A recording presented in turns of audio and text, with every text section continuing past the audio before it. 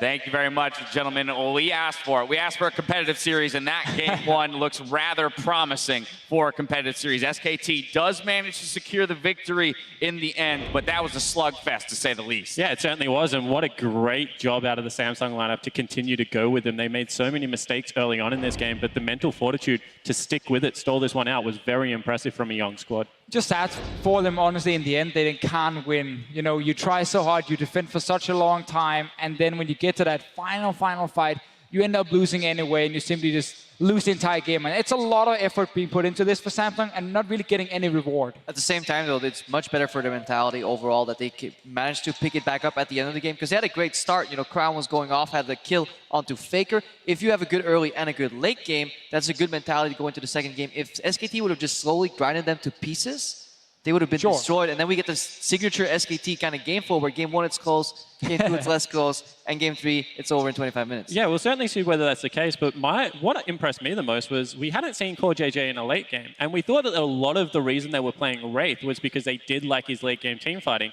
Core JJ was amazing in that late game team fight, flashing forward, getting a double snare in the bottom lane, was able to take over that last team fight. If he had lived, that would have been completely different. I do want to talk about this pick and ban phase, though. We've had it on screen, teasing it a little bit while we talked about the game. I think there was super standard picks here. No real huge surprises. Maybe Ambition showing the Lee Sin for the first time this year, and you can debate how successful it was. But I think there were some cool little tricks from both teams. Like, people might wonder, why did Faker pick Orianna here when Trundle, or when Poppy was already shown they could just pick the Trundle? Was simply because he wanted to play Orianna into Victor. So he got the push early on, so they could invade the blue buff against Crown over and over, because they knew they had the Trundle topside winning against the Poppy as well.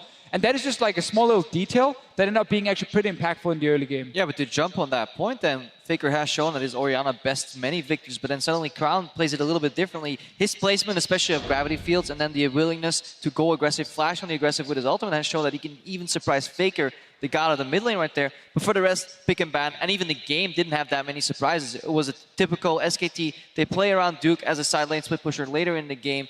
Faker always pushing in the mid lane, not really choosing to roam up, whereas Crown was attempting to do that. Very signature gameplay, and it came down to like just a few mistakes on either side, swinging the tides. And you talk about Faker having constant pressure in the mid lane. Let's go ahead and take a look at Faker doing Faker things at the 14-minute mark, brought to you by Acer. A 2-0 going to be picked up here, as well as Roam down to the bot lane. I mean, it's so beautiful. Usually, all the attention would go to the big Raptor, but Faker realizes that both flashes are down. He goes for the aggressive play in the choke point as they exit that point, and at that point, mid-game is a tug of war right now.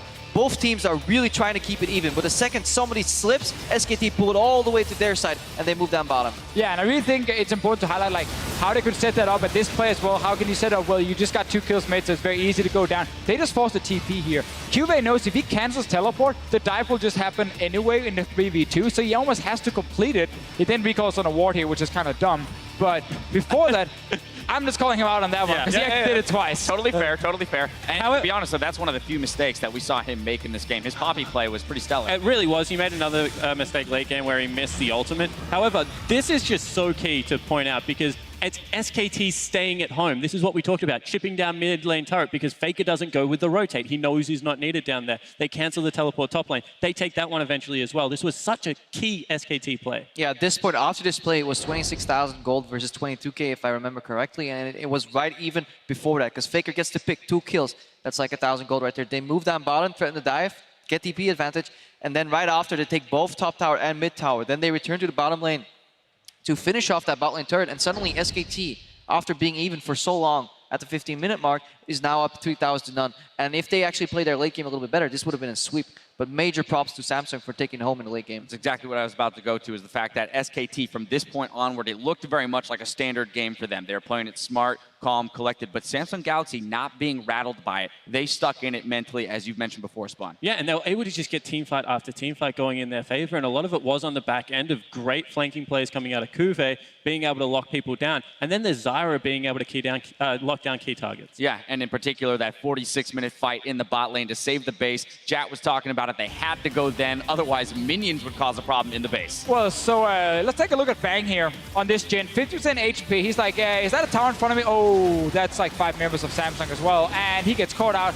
Actually means the fight is now starting heavily in favor of Samsung, because this AD carry is barely able to do anything. And he also goes down as the first one. Yeah, exactly right. Ambition gets in with a kick and then the repetitive CC, which we talked about a lot in the team comps. However, this is how they had to whittle down Courage, because he had the rapid fire cannon and he couldn't get through the trap line, so he was going for the sneaky shots. He went one too many times, and that is a mistake that we're talking about with SKT. This isn't a perfect team, and Samsung punished them for it. But I almost want to challenge that and say they actually don't have to take the turrets down that way. Their comp is actually made to 1-3-1 and play it out, especially when the base is that open. They don't actually have to commit ever to Samsung in a group squad, because Samsung showed that whenever they were grouped, they would wave clear with this Victor, with the Caitlyn, with the Zyra. SKT, many points, the biggest gaps they made into the enemy base was by splitting up. So I was kind of surprised that they kept going back to that very group-focused style that was prone to flanks. But that is SKT. We know that they like to 4-1 unless they really base a comp around 1-3-1. And with the Orianna and the Olaf in that position, you could tell they wanted to fight, and it did keep going back and forth in those situations. Well, let's go ahead and take a look at the final fight, because as this was such an epic slugfest, we got to take a look at it because it was almost held one more time by Samsung.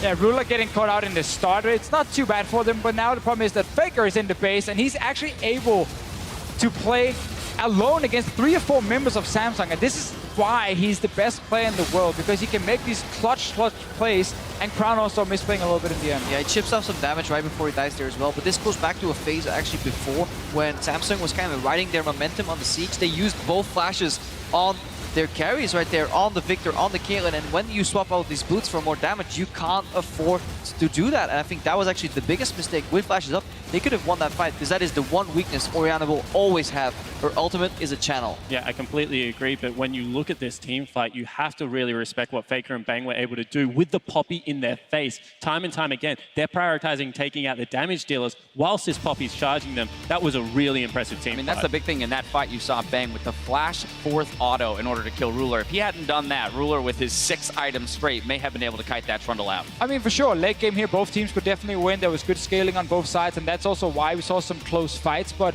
I think just to zoom out a little bit and again look big picture on this entire game, all the way back from the pick and ban phase, I'm still a little bit concerned when it comes to Samsung's choices in the ban phase. They remove Ashe instead of like potentially first picking it.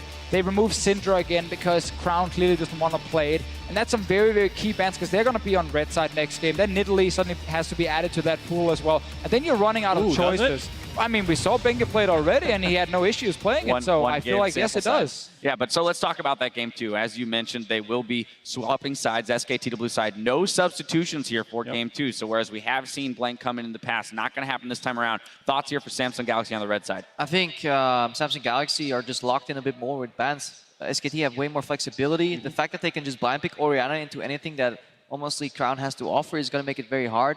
It's still going to be a battle for top lane supremacy, especially with the scaling component. You want to win that lane game split push. But we can't deny that in game 1, as close as it was at the end, there was a phase where SKT had 3 pushing lanes, 3 turrets down, complete control of the game. They made some slip-ups, but they had 2 Barons almost taken without any contest from Samsung Galaxy. If they played that out slightly better, it was a complete whitewash. Yeah, I completely agree. And, you know, when you have a game that is that one-sided and you're hamstrung by pick ban phase, I don't think you can afford to ban in Italy, because at this point in time, are you really more scared of Bengi taking over a game or giving Faker such a wide-open champion pool that we know Crown doesn't play? It's just one of those gauntlets that if you're going to challenge someone on the team, challenge Bengi, don't challenge Faker. I mean, if you do want to ban Italy, you can still remove Orianna and Syndra as the 2 picks, give them Ashe and then play like Jhin against it, or Caitlyn against it. Or not Caitlyn, actually, just play the Jhin against it. We've seen that before. I just think like this game as well was kind of showing the current meta, like how hard it is to actually close mid-game against a lot of wave clear. That's why the game was so long. Well, and that's a consideration here. We always look at SKT as a team that ramps up through their best of 5s, right? The first one is kind of testing the waters. Okay, what do we need to learn from them? And then they really kind of put the hammer down.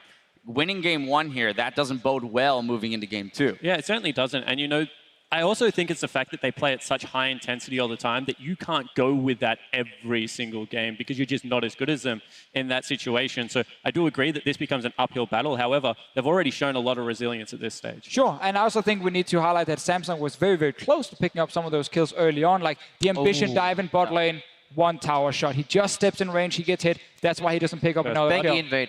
Bengi invade as well, just survives in the end. And I think that little shockwave we saw earlier in the replay from Faker with the 2 kills, that's one where the coach is like, guys, we know SKT always wards the Raptor camp be very careful when they go missing from mid lane, and then you don't make that mistake in the second game, and Faker doesn't get 2 kills in a mid tower, and then suddenly we have a different game, because once you get the advantage and get early towers down, you snowball out of control. Well, game 1 is in the books, and as we head towards game 2, you're going to get a look here at our partners from all over the globe. First up is going to be Korea's OGN, then followed by Brazil's CB LOL.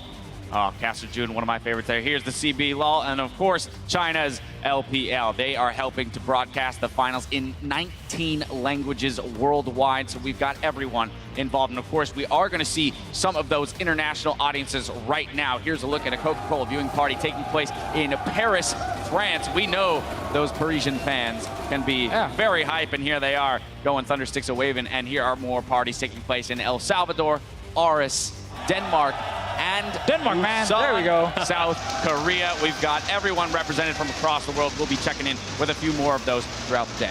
Yeah, these viewing parties are so fun to be a part of. And, you know, I think the Chiefs are in the Paris one as well after winning today. Oh, yeah, they won today. Qualified for IM. Congratulations to them, and Spawn for finally some success for his own region. And back to Worlds. Done it. All right. Okay. Well, ladies and gentlemen, that's going to do it for Game 1. Worlds 2016 continues in just a few minutes.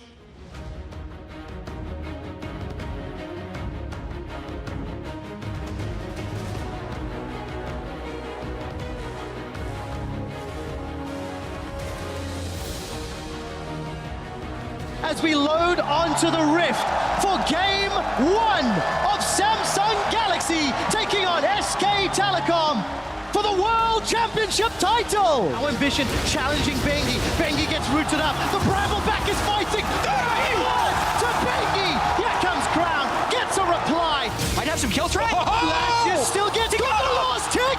Crown solo kills Faker. Take some pressure back, which is they're going for now. Got wave on two, and that's just easy. And Bengi gets dunked. Faker uses his third summoner spell, Bengi, to get revenge. There's no time for Samsung. They have to go. The minions That's a two-man route. Bang and Wolf are in trouble. The Poppy Hammer throws up. Shockwave pulls Ambition into it. Bang is down. Where is Faker? Ambition's looking for Bengi. Faker gets caught up. Whoa, he gets Faker!